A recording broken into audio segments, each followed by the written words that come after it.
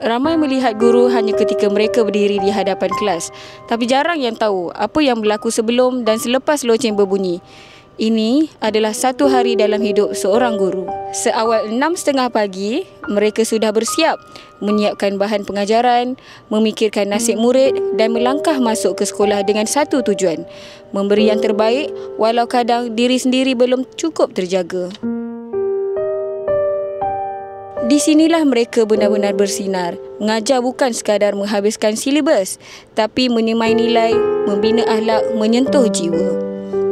Murid yang lemah dibantu, yang degil ditegur, yang berjaya didorong lebih jauh. Setiap senyuman dan gelak tawa murid, itulah ganjaran paling ikhlas. Bila loceng tamat waktu berbunyi, tugas mereka belum selesai.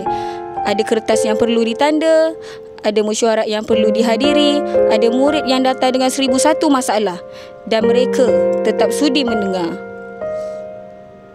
Mereka juga jurulatih, penasihat, pelindung dan pengurus.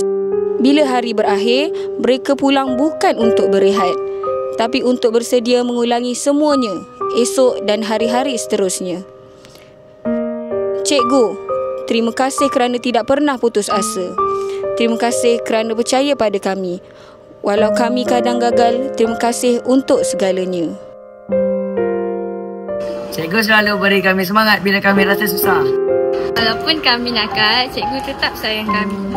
Cikgu, terima kasih kerana tak marah kami bila kami lambat faham. Cikgu ajar kami cara hormat orang lain. Kami akan ingat sampai bila-bila. Kami sayang cikgu sebab cikgu ajar kami dengan ikhlas.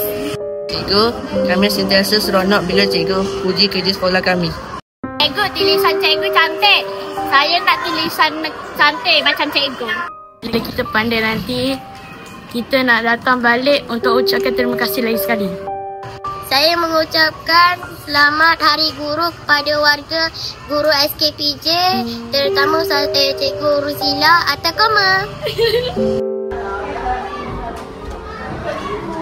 Selamat Hari Guru! Terima kasih.